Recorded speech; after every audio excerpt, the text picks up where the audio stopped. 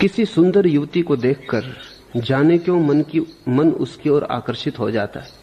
आंखें उसे निहारने लगती हैं। मेरी उम्र 50 हो गई है, फिर भी ऐसा क्यों होता है? क्या यह वासना है या प्रेम या सुंदरता की स्तुति? कृपया मेरा मार्ग निर्देश करें। ऐसा होता है निरंतर, क्योंकि जब दिन थे तब दबा लिया तो रोग बार बार उभरेगा। जब जवान थे तब ऐसी किताबें पढ़ते रहे जिनमें लिखा है ब्रह्मचर्य ही जीवन है, तब दबा लिया। जवानी के साथ एक खूबी है कि जवानी के पास ताकत है, दबाने की भी ताकत है। वही ताकत भोग बनती है, वही ताकत दमन बन जाती है, लेकिन जवान दबा सकता है। मेरे अनुभव में अक्सर ऐसी घटना घटती रही है। लोग आते रहे हैं कि 40 और 45 साल के बाद बड़ी मुश्किल खड़ी होती जिन्होंने भी दबाया, क्योंकि 40-45 साल के बाद वो ऊर्जा जो दबाने की थी वो भी क्षीण हो जाती। तो वो जो दबाए गई वासनाएं थी वो उभर के आती, और जब बेसमय आती तो और भी बेहूदी हो जाती। जवान स्त्रियों के पीछे भागता फिरे, कुछ भी गलत नहीं है, स्वाभाविक है। होना था वही हो रहा है। बच्चे तितलियों के पीछे दौड़ते फिरें, ठीक है। बूढ़े दौड़ने लगे तो फिर जरा रोग मालूम होता है। लेकिन रोग तुम्हारे कारण नहीं, तुम्हारे तथाकथित साधुओं के कारण है, जिनने तुम्हें जीवन को सरलता से जीने की सुविधा नहीं दी है। बचपन से ही जहर डाला गया, काम वासना पाप है। तो काम वासना को कभी पूरे प्रफुल्ल मन से स्वीकार नहीं किया, भोगा भी तो भी अपने को खींचे रखा, भोगा भी तो कलुषित मन से, अपराधी भाव से। ये मन में बना ही रहा कि पाप कर रहे हैं। संभोग में भी उतरे तो जान के कि नरक का इंतजाम कर रहे हैं।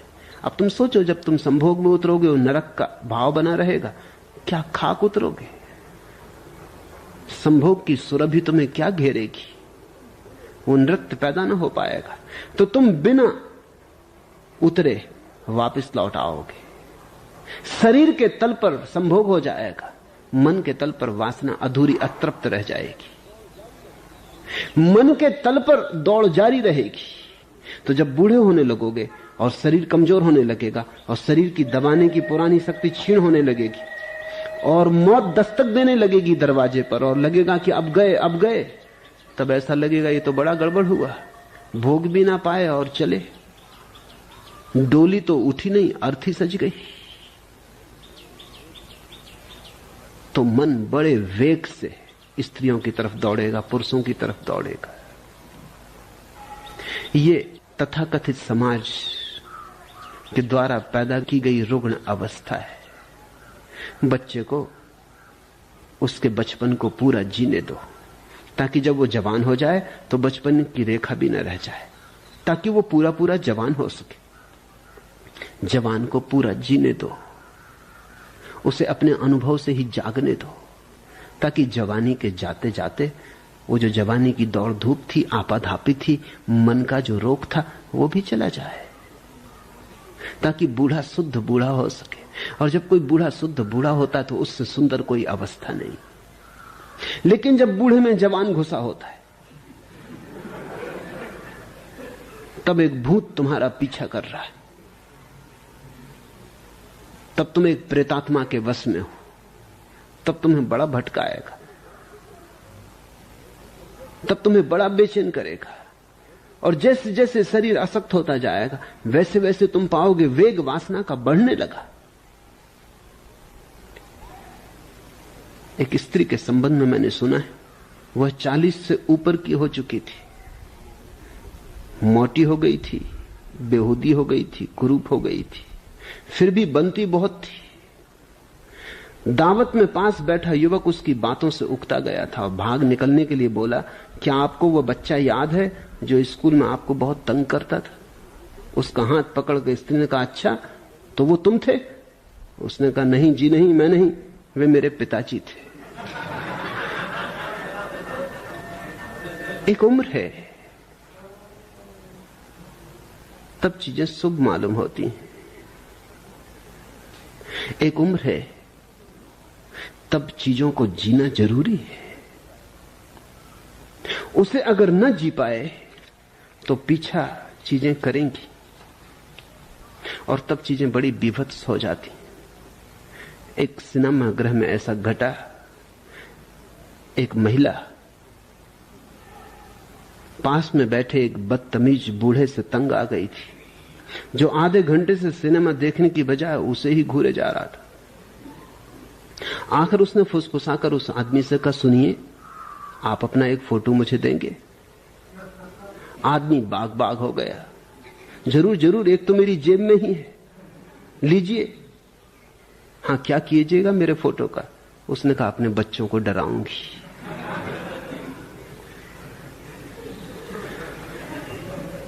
सावधान रहना।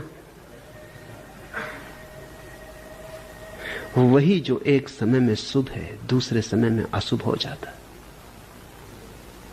वही जो एक समय में ठीक था, सम्यक था, स्वभाव के अनुकूल था, वही दूसरे समय में अरुचिपूर्ण हो जाता, बेहुदा हो जाता। तो जिन मित्र ने पूछा है, उनको थोड़ा जाग के अपने मन में पड़ी हुई दबी हुई वासनाओं को अंतर्दर्शन करना होगा। अब मत दबाओ, कम से कम अब मत दबाओ। अभी तक दबाया, उसका ये दुष्फल है। अब इस पर ध्यान करो, क्योंकि अब उम्र भी नहीं रही कि तुम स्त्रियों के पीछे दौड़ो, या मैं तुमसे कहूं कि उनके पीछे दौड़ो। वो बात जचेगी नहीं, वो तुमसे फोटो मांगने लगेंगी।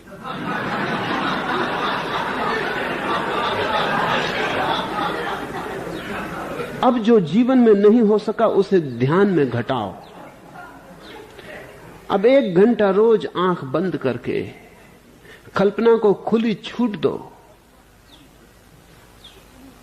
कल्पना को पूरी खुली छूट दो। वो किन्हीं पापों में ले जाए, जाने दो, तुम रोको मत।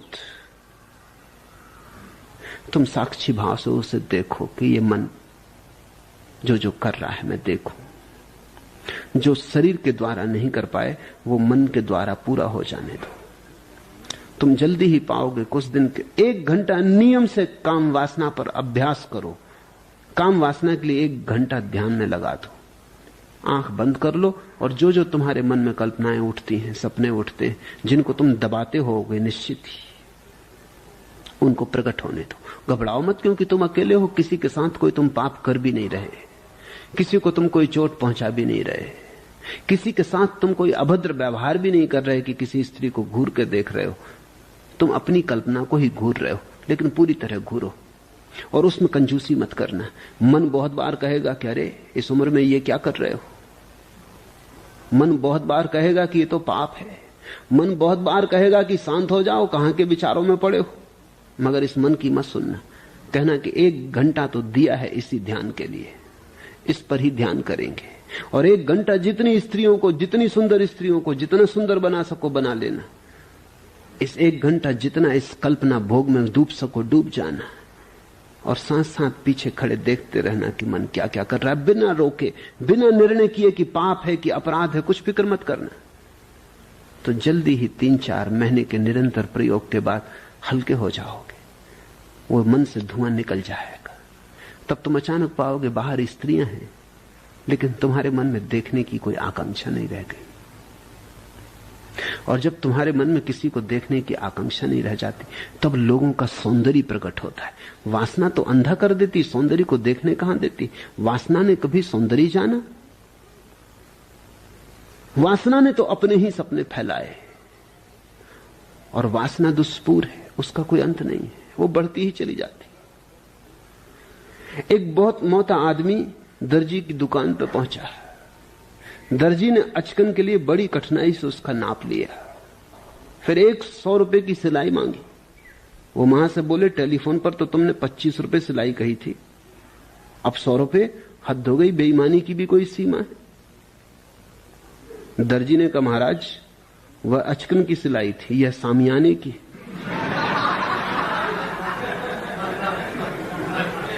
अचकने सामियाने बन जाती।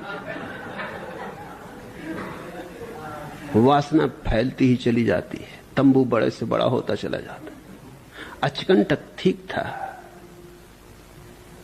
लेकिन जब सामियाना ढोना पड़े चारों तरफ तो कठिनाई होती। मैं अड़चन समझता हूं, लेकिन अड़चन का तुम मूल कारण ख्याल में ले लेना। तुमने दबाया है, तुमने दमन किया है, तुम गलत शिक्षा और गलत संस्कारों के द्वारा अभिशापित हुए हो। तुमने जिन्हें साधु महात्मा समझा है, तुमने जिनकी बातों को पकड़ा है, न वे जानते हैं न उन्होंने तुम्हें जानने दिया है। मेरे पास साधु सन्यासी आते हैं तो कहते हैं एकांत में आपसे कुछ कहना। मैं कहता हूं सभी के सामने कह दो, एकांत की क्या जरूरत। वो कहते हैं कि नहीं, एकांत में। अब तो मैंने एकांत में मिलना बंद कर दिया है, क्योंकि एकांत में जब भी साधु सन्यासी आए तो वो एकांत ही मांगते, और एकांत में एक ही प्रश्न है उनका कि ये काम वासना से कैसे छुटकारा हो। कोई 70 साल का हो गया है,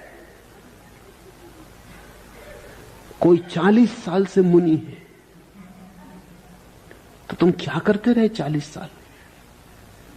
कहते क्या बताएं, जो जो शास्त्र में कहा है, जो जो सुना है वो करते रहे। उससे तो हालत और बिगड़ती चली गई। मवाद को दबाया है, निकालना था। घाव पे तुमने ऊपर से मलहम पट्टी की है, ऑपरेशन की जरूरत थी। तो जिस मवाद को तुमने भीतर छिपा लिया वो अब तुम्हारे रग रग में फैल गई। अब तुम्हारा पूरा शरीर मवाद से भर गया है, तो थोड़ी सावधानी बरतनी पड़ेगी। ऑपरेशन से गुजरना होगा, और तुम ही कर सकते हो वो ऑपरेशन, कोई और कर नहीं सकता। तुम्हारा ध्यान ही तुम्हारी शल्य क्रिया होगी। तो अब 1 घंटा रोज तुम चकित होगे।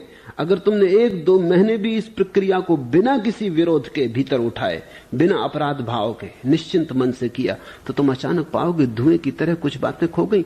महीने 2 महीने के बाद तुम पाओगे तुम बैठे रहते हो, घड़ी बीत जाती, कोई कल्पना नहीं आती, कोई वासना नहीं उठती। तब तुम अचानक पाओगे अब तुम चलते हो बाहर, तुम्हारी आंखों का रंग और अब तुम्हें सौंदर्य दिखाई पड़ेगा, क्योंकि सब सौंदर्य परमात्मा का सौंदर्य है। और स्त्री का पुरुष का कोई सौंदर्य होता है, फूल का पत्ती का कोई सौंदर्य होता है।